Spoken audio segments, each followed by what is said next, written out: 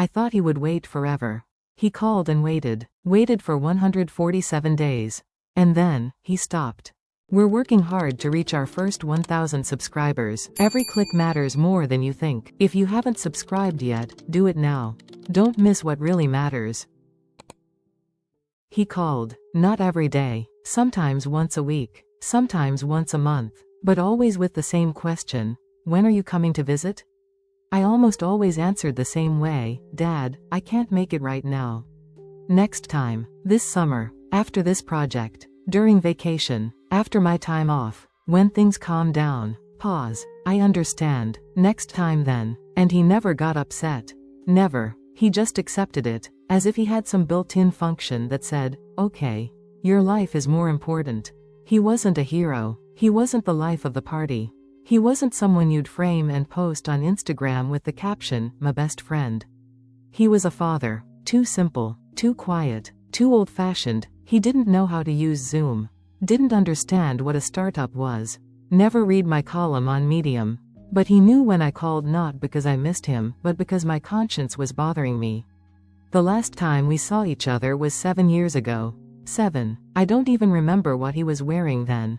I only remembered that we sat in the kitchen and argued. He said I had become too proper. And I replied that he was too out of touch with life. He just nodded and made tea. Since then, there were only phone calls. He called more often than I did. He knew when my birthday was. I didn't always remember when his was. He asked how I was doing. I said, fine. And then, listen, sorry, I'm in the subway, in a meeting, at the doctor, with someone, and I'd hang up. Then a girlfriend appeared. Work started getting stressful. We rented a new apartment. Debts began piling up. Then my son was born. All of these were important things. And all of these were happening, now. But my father was always, later. I even said it out loud once, he's not in a hurry. He's not going anywhere. He didn't argue. He just waited. One day he called and said, I'm in the hospital. Nothing serious. Just my heart acting up. I was listening, but already running through tomorrow's meetings in my head. Are you okay? Yeah, just lying here. The TV is terrible here. And the soup is cold. Should I bring you something? No, no need. I just wanted to hear your voice. Listen, I'll call you back later, okay? I never called back. A month later, Mom sent me a photo. Dad at home, lying on the couch, with an oxygen tube in his nose. I gave it a heart emoji. And wrote, how is he? She replied, he's alive. He misses you. He's counting days, drawing X's on the kitchen wallpaper. How many days without you? I read this twice, then closed the chat, went to a meeting, and in the evening, I was just tired, went to bed. In the morning it was too late to call. When another 2 months passed, I said out loud for the first time, I should go visit. My girlfriend asked, when?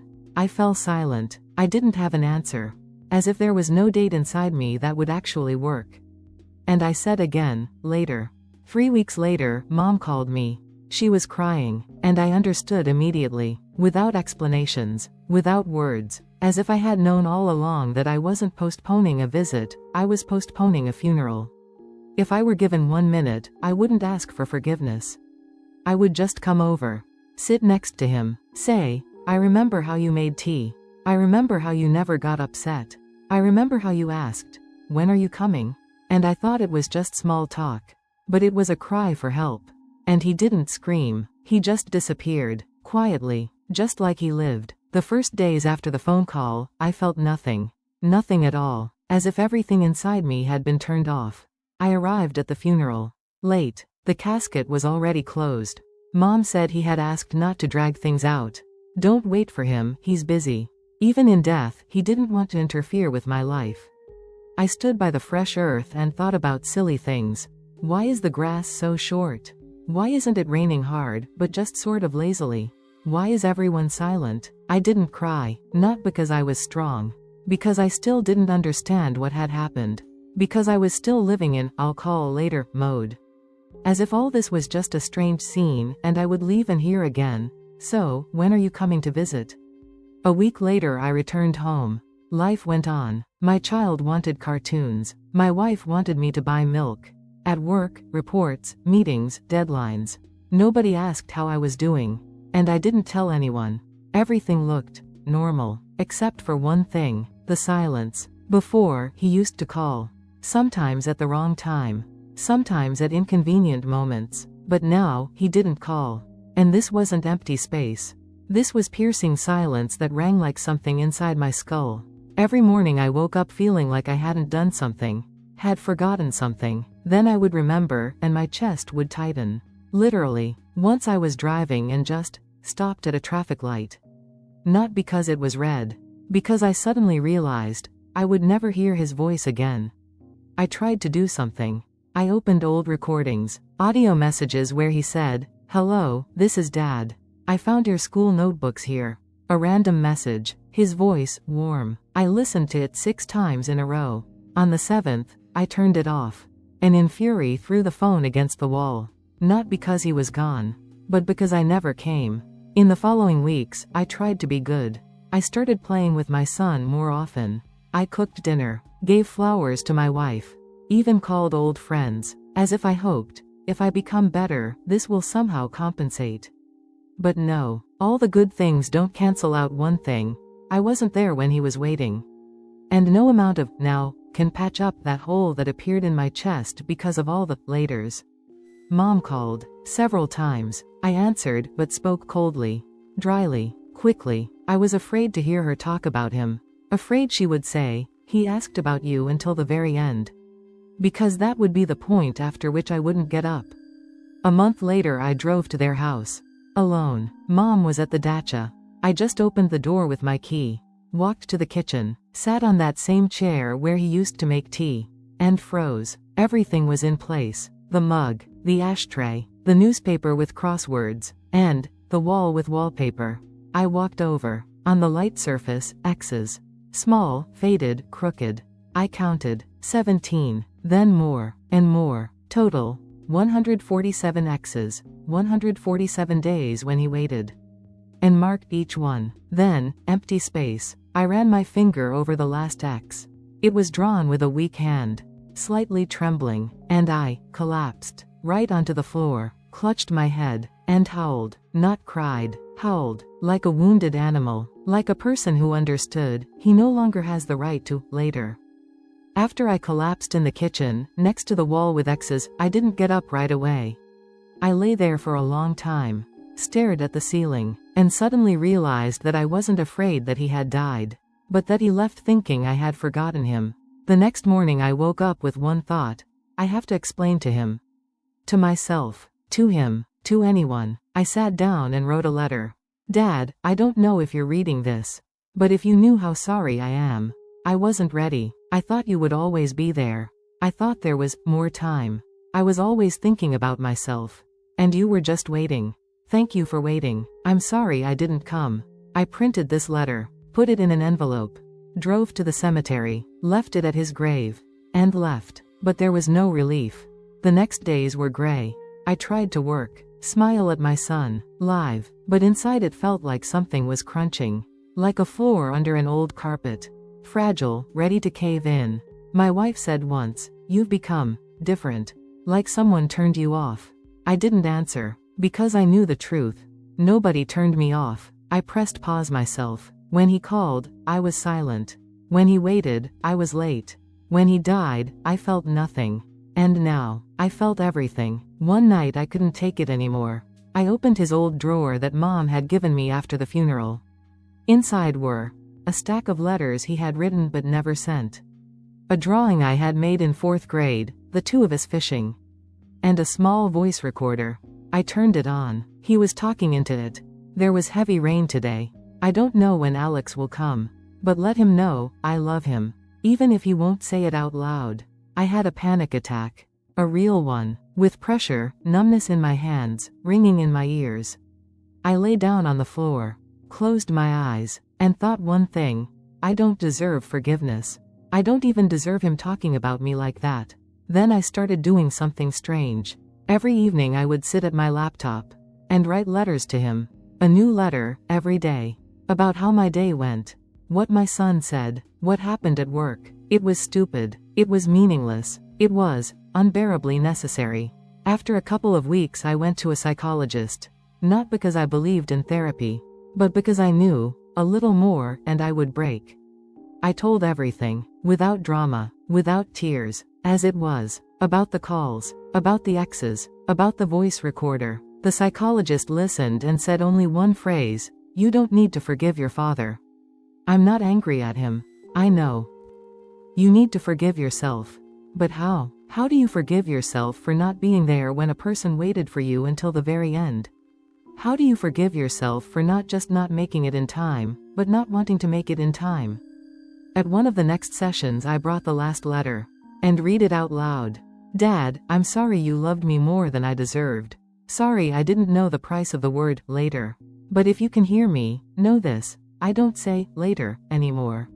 I say now. And I do it." That night I sat at the table, gathered old audio recordings, letters, photos, and started making a website.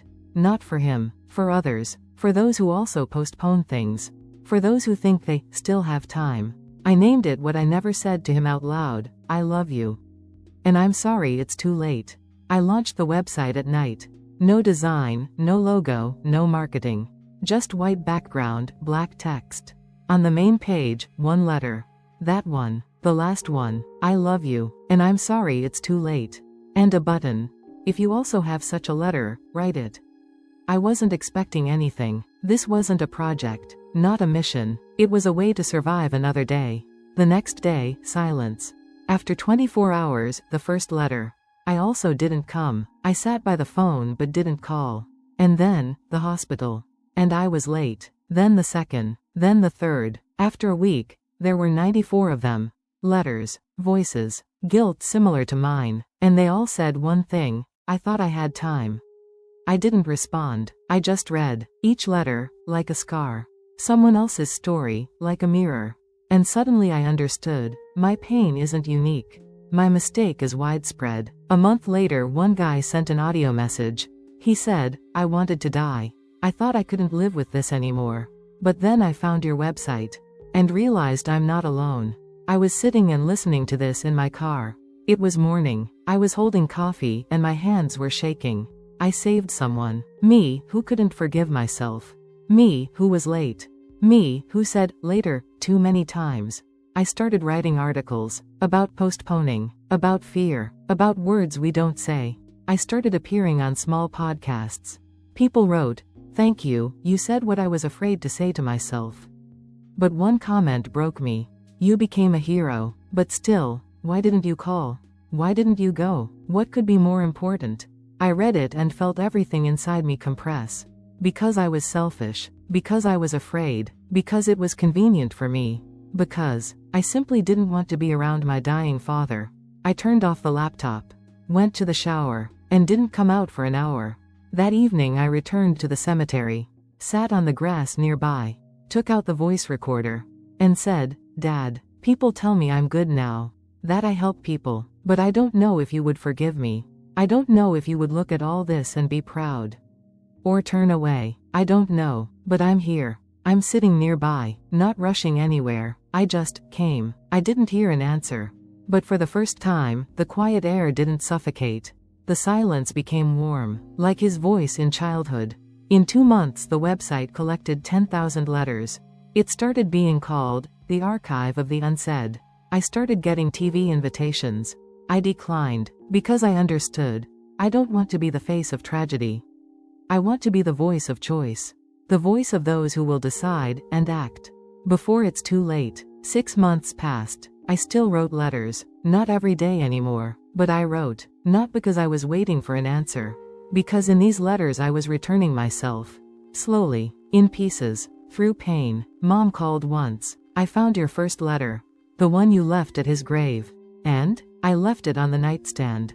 Why? Because he wouldn't have thrown it away. I didn't answer. I just stood in the kitchen and looked out the window. At the children on the playground. At the leaves falling from the trees. And only one thought in my head. Why do you have to lose something to start feeling? Sometimes I read other people's letters on the website and couldn't breathe. I didn't say goodbye. I thought, she'll be there tomorrow. But she didn't come. I wanted to say I was proud of him.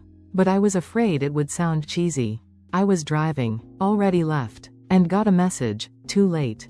I understood that pain isn't a tragedy. Pain is an opportunity. It comes when you can still change. When you can still call. Come, say. Shame comes later. When there's no one left. When the voice is only in memory. When no one makes tea anymore. One day my son came up and said, "Dad, can I ask you something?" Of course. Was your dad good? I froze. Then nodded. Yes, he was good. Very good. Why did you never tell me about him? I got down on my knees, hugged my son, and said, because I was silent for too long. But now I'll talk. And I told him, about the exes, about the voice, about the tea, about how you can run your whole life, and not make it to where they waited for you most of all. The next day we drove to the cemetery. My son laid flowers, silently, then asked, "Does he know now that you love him?" I answered, "Now, yes." He wasn't afraid of losing his father. He was afraid of seeing him weak. And then, saw himself broken. Most of us don't lose loved ones suddenly. We just postpone until later. One call, one visit, one conversation, and this later goes away. Later is convenient, now is scary, but only now saves. He came too late, but not in vain, because now, he tells others, don't wait for a signal. Don't wait for the end. Just go, just call, just say it, while you can.